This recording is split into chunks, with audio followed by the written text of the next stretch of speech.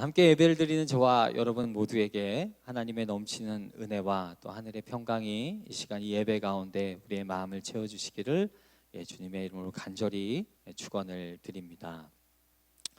오늘 우리가 함께 본 이 사무엘상 17장 말씀에는 우리가 익히도 너무나 잘 알고 있는 이 다윗과 골리앗과의 전투가 이제 기록이 되어 있습니다. 당시 이스라엘은요, 자신의 평생의 대적이라고 말할 수 있는 이 블레셋과 지금 이 에베스 담밈이라는 곳에서 서로 이제 대치를 하고 있습니다. 그런데 그러던 중에 블레셋의 이제 장수였던 골리앗이라는 장수가 나오게 되면서 40의 조석을, 그러니까 40일 낮과 밤 내내 하나님의 이름을 모욕을 했고 이스라엘 군대를 조롱을 했다, 이제 그렇게 기록을 하고 있죠. 그런데 더 큰 문제는 무엇이냐면 그런 조롱에 어떤 이스라엘 군대도 그의 앞에 나갈 수가 없었다라는 것입니다. 성경은 그 이유에 대해서 가르쳐주면서 당시 이 골리앗의 모습을 이렇게 성경에 묘사를 해 놓았습니다. 그게 이제 사무엘상 17장 4절부터 7절까지 말씀인데 이렇게 되어 있어요. 블레셋 사람들의 진영에서 싸움을 도두는 자가 왔는데 그의 이름은 골리앗이요 가드 사람이라.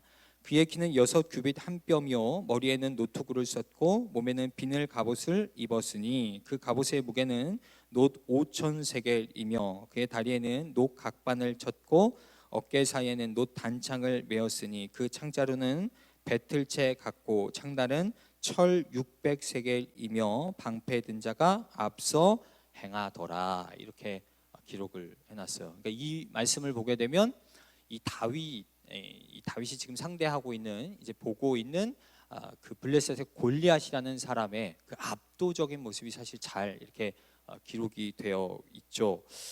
여기 보게 되면 먼저 그의 키가 6규빗 한 뼘이라고 되어 있어요. 여러분, 하나의 규빗을 어떻게 보통 계산을 하냐면 이 성인 남성의 손가락 끝부터 이 손목에 맨 밑에 이제 이 팔꿈치의 끝까지를 보통 45cm로 한 규빗으로 봅니다. 근데 여기서 이제 한 뼘이 더 있다고 그랬으니까 대략 이렇게 계산을 하게 되면 그의 키가 무려 2m 90에 육박을 해요.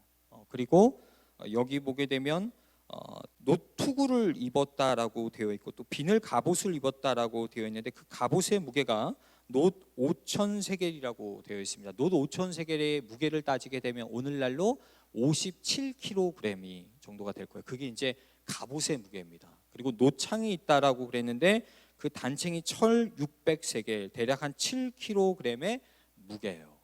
여러분, 이게 성경이 지금 문자로 되어 있어서 그렇지 만약에 정말 저와 여러분 앞에 이런 사람이 이렇게 서 있다라고 한번 생각해 보십시오. 그러면 그냥 그 모습 자체로 우리 모두가 다 압도되기에 충분한 모습이에요. 그래서 당시 이 모습을 보고 있었던 이스라엘 사울왕이 뭐라고 이야기를 했냐면 33절에 이렇게 이야기를 합니다. 사울이 다윗에게 이르되 내가 가서 저 블레셋 사람과 싸울 수 없으리니 너는 소년이요 그는 어려서부터 용사임이니라. 그는 어려서부터 용사다, 이렇게 말을 해요. 그러니까 이스라엘 백성들이 익히 이의 명성을 알고 있었다라는 거예요. 어쩌면 이 골리앗이라는 사람은 이전에 이스라엘과 블레셋이 대치하고 전쟁 중에 있었을 때 여러 번 참전했었던 사람일 수도 있어요. 그래서 이로 인해서 이스라엘이 많은 패배를 맛봤던 것이죠. 그래서 지금 어느 누구도 군인 한 사람조차도 이 골리앗 앞에 나갈 수가 없었다라는 것입니다. 그런데 소년 다윗은 자청해요. 그리고 그 골리앗 앞에 나갑니다. 나가서 이런 담대한 고백을 오늘 저와 여러분에게 들려주는데 어쩌면 오늘 본문에서 가장 중요한 말씀 45절 말씀입니다. 다윗이 블레셋 사람에게 이르되 너는 칼과 창과 단창으로 내게 나아오거니와 나는 만군의 여호와의 이름 곧 내가 모욕하는 이스라엘 군대의 하나님의 이름으로 내게 나아가노라, 이렇게 고백합니다. 여러분, 너무 당차고 멋진 고백이죠. 그렇죠?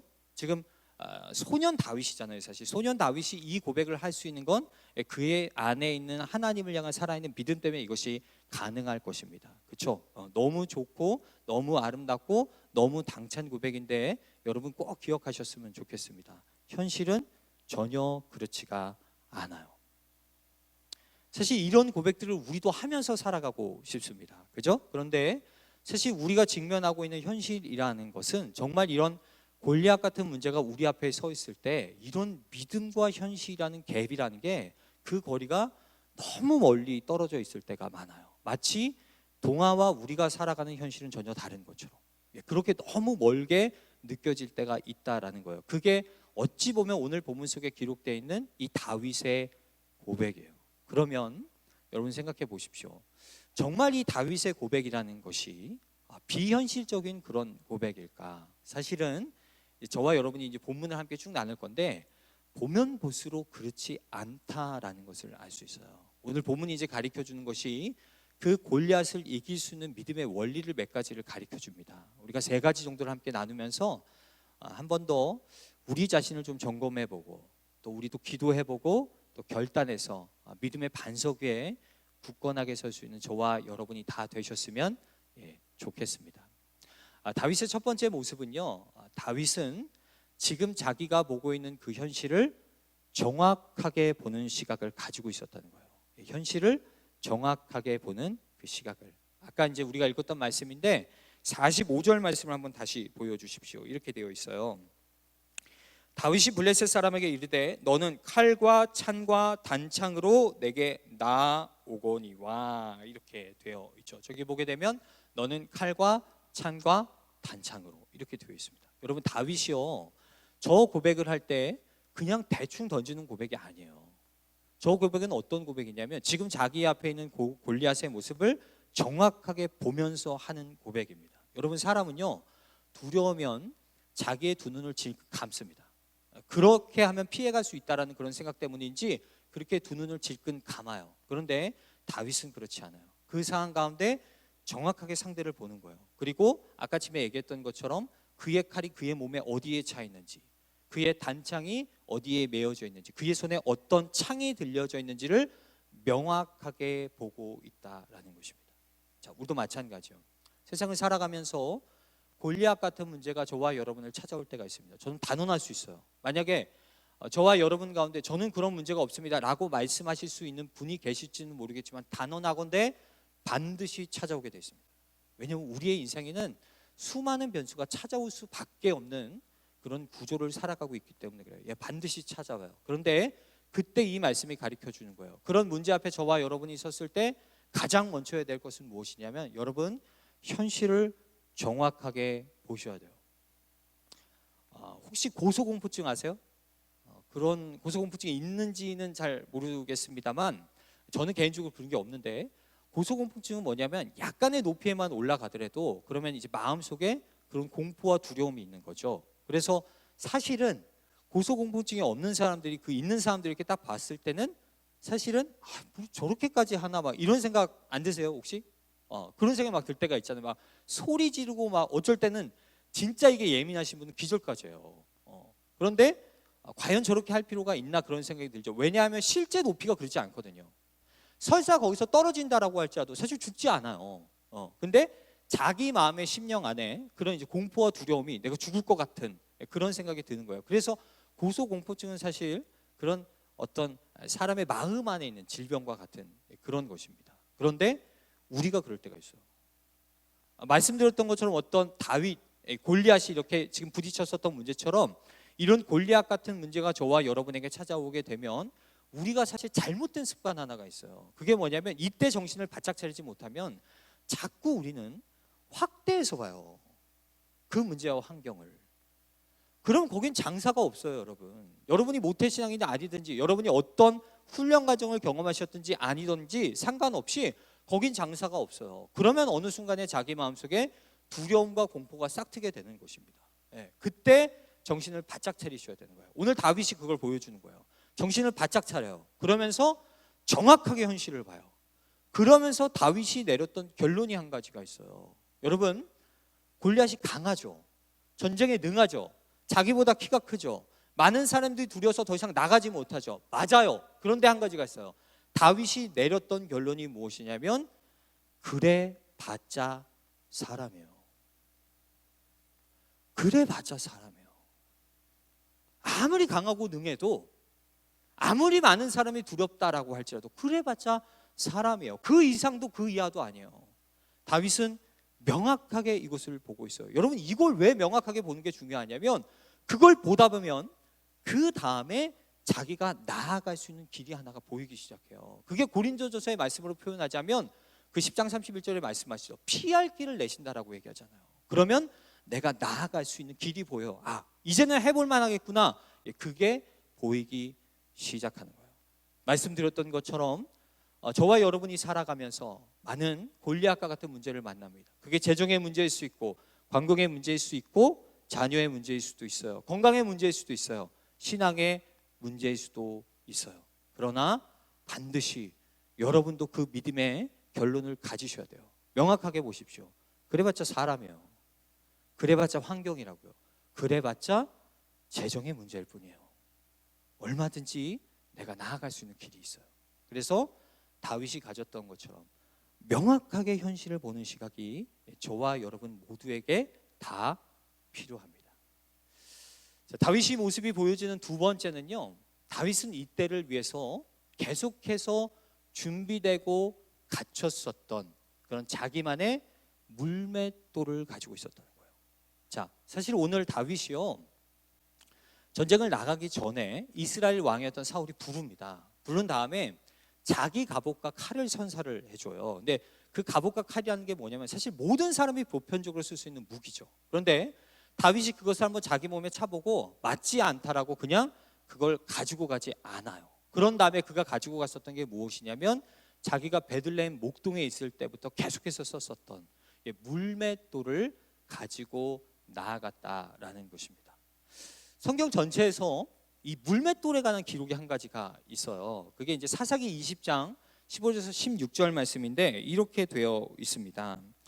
그때 그 성읍들로부터 나온 베냐민 자손의 수는 칼을 빼는 자가 모두 2만 6천 명이요 그 외에 기브아 주민 중 택한 자가 700명인데 이 모든 백성 중에서 택한 700명은 다 왼손잡이라 물매로 돌을 던지면 조금 더 틀림이 없는 자들이더라. 이렇게 말씀하십니다. 당시 이스라엘 지파내 베냐민 지파가 있었는데 이 물맷돌을 쓸 수 있는 사람이 한 700명 정도가 있었다라는 거예요. 그런데 그들의 실력이 어느 정도냐면 저 말씀에 보이시죠? 물매로 돌을 던지면 조금도 틀림이 없는 자들이었더라. 이렇게 증언합니다. 그런데 사실은 저는 예전 개역 성경이 훨씬 더 번역이 좋아요. 예전 개역 성경 번역은 이렇게 되어 있습니다. 끝부분에 물매로 돌을 던지면 호리도 틀림이 없는 자더라. 이렇게 이야기합니다. 여러분, 저기서 호리가 뭐냐면 머리카락이에요. 머리카락.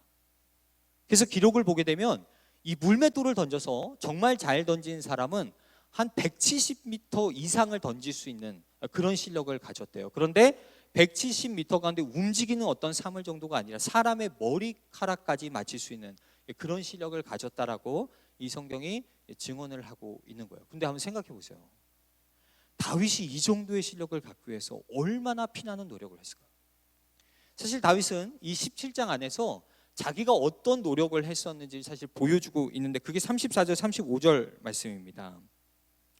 다윗이 사울에게 말하되 주의 종이 아버지의 양을 지킬 때에 사자나 곰이 와서 양떼에서 새끼를 물어가면 내가 따라가서 그것을 치고 그 입에서 새끼를 건져내었고 그것이 일어나 나를 해하고자 하면 내가 그 수염을 잡고 그것을 쳐 죽였나이다. 이렇게 이야기를 해요. 그러니까 다윗이 오늘 골리앗을 향해서 던졌던 그 물맷돌이라는 것은 그냥 대충 던져서 맞았던 돌이 아니라는 거예요.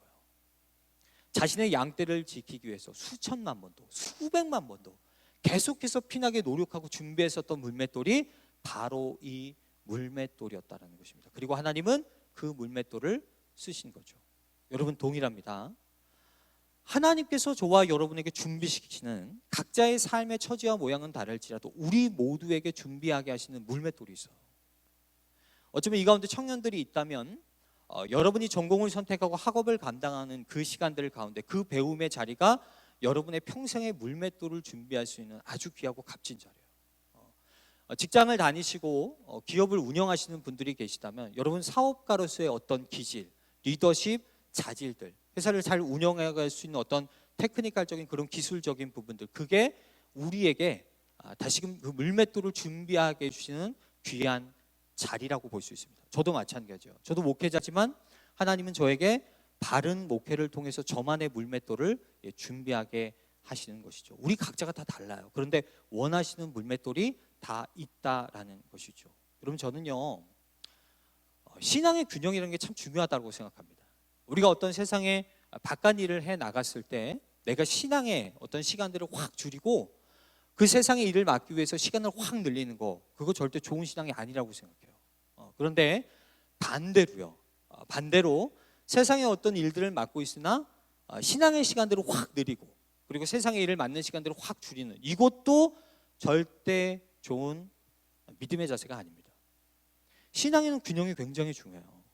이게 사실은 굉장히 어려운 겁니다. 이 두 가지를 다 잘해갈 수 있다는 게 쉽지 않은 거예요. 그런데 그렇게 내가 균형을 맞춰가다 보게 되면 알 수 있어요. 여러분, 운동을 하다 보게 되면 처음에 5kg 드는 것도 힘들고 10kg 드는 것도 힘들지만 들다 보게 되면 이게 늘어나거든요. 그러면 우리 안에 어떤 게 생기냐면 영적인 근육이 생겨요.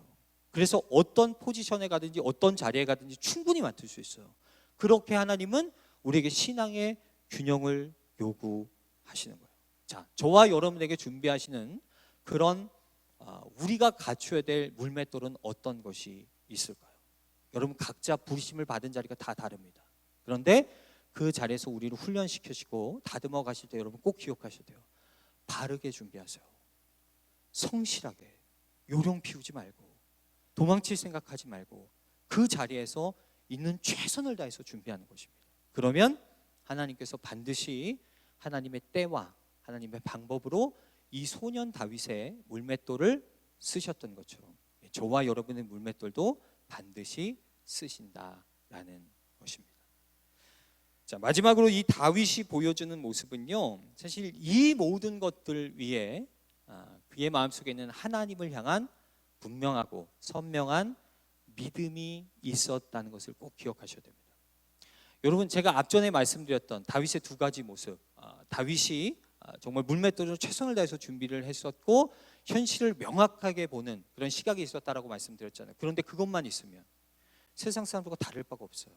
그렇죠? 그런데 다윗은 이 모든 것을 뛰어넘는 그 하나님을 향한 분명하고 선명한 믿음이 있었다라는 것을 본문이 잘 가르쳐 줍니다. 제가 말씀드렸죠. 오늘 이 다윗이 골리앗을 치기 위해서 자기 물맷돌을 가져갔다라고 이제 말씀을 드렸잖아요. 그죠? 기억하시죠? 그런데 오늘 보면은 참 재밌게도 다윗이 가지고 나간 그 물맷돌의 개수를 우리 가운데 얘기를 해줬어요. 자, 몇 개를 가져갔냐면 40절 말씀을 한번 보십시오. 이렇게 되어 있습니다. 손에 막대기를 가지고 시내에서 매끄러운 돌 5을 골라서 자기 목자의 제구 주머니에 넣고 손에 물매를 가지고 블레셋 사람에게로 나아가니라, 이렇게 증언을 하죠. 자, 몇 개를 가져갔죠? 네, 5개를 가져갔습니다. 자, 그러면 아주 중요한 질문을 제가 드릴게요. 여러분, 왜 다윗이 5개의 물맷돌을 가져갔을까요? 자, 이것에 대해서 이지웅 목사님이라는 분이 계신데 말씀을 읽다라는 아주 좋은 책이 있습니다. 말씀을 읽다라는 그런 책이 있는데 여기서 제시하시는 하나의 해석이 있습니다. 제가 그걸 인용해서 설명을 드릴게요. 그 책에 기록된 바에 의하면 당시 블레셋은 하나의 국가, 하나의 단일 민족이 아니에요. 5개의 도시의 연합체입니다. 그걸 블레셋이라고 불러요. 자, 지도를 한번 보여주시겠습니까?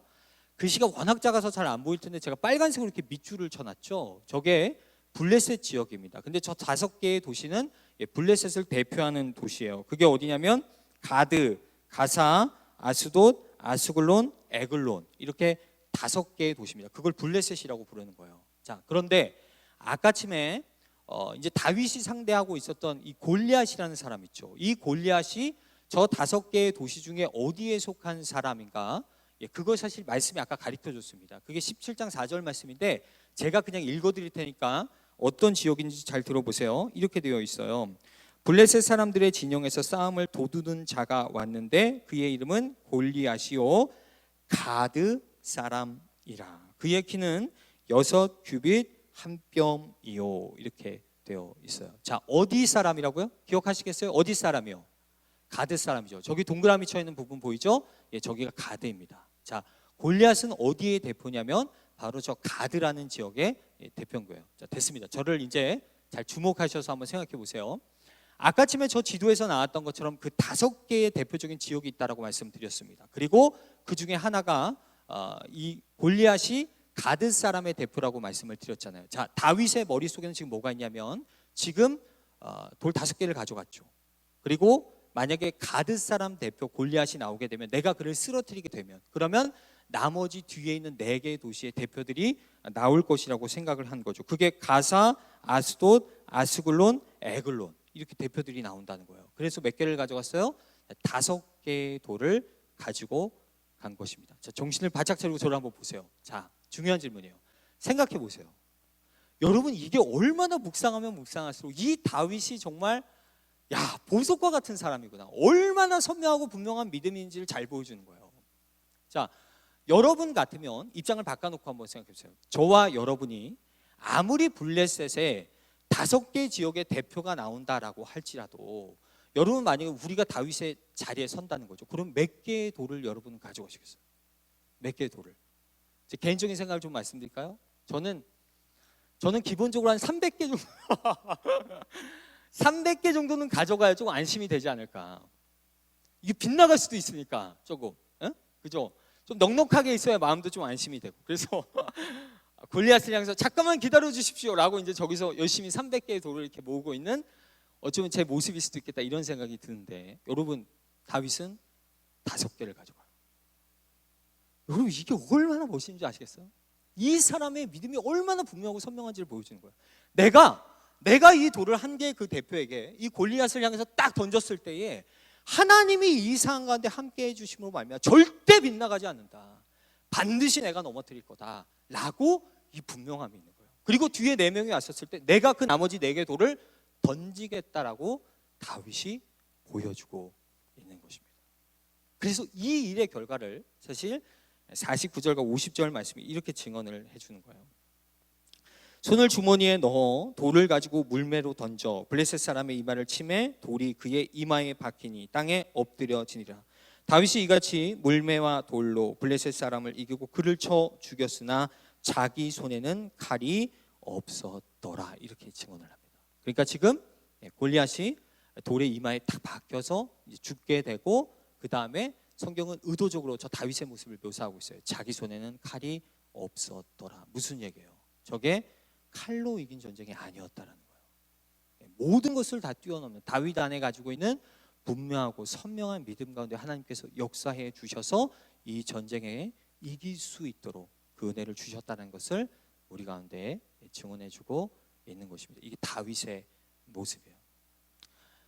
사랑하는 성도 여러분, 저는 다윗의 시편을 참 좋아하는데 다윗 시편 23편에 이런 기록이 있어요. 우리가 잘 아는, 여호와는 나의 목자시니 내게 부족함이 없으리로다. 그러면서 이제 이런 고백을 합니다. 내가 푸른 초장을 걸어갈지라도, 내가 사망의 음침한 골짜기를 걸어간다라고 할지라도, 이렇게 고백을 하죠. 근데 가만 보세요. 우리 인생이 그래요. 살아가다 보게 되면 푸른 초장과 같은 길을 걸어갈 때가 있습니다.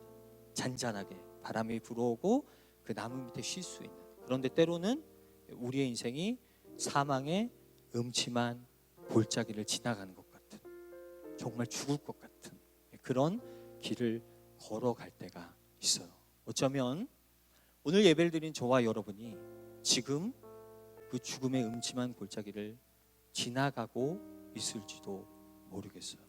그런데 그때 기억하셔야 돼요. 다윗이 오늘 보여주잖아요. 현실을 정확하게 보셔야 돼요.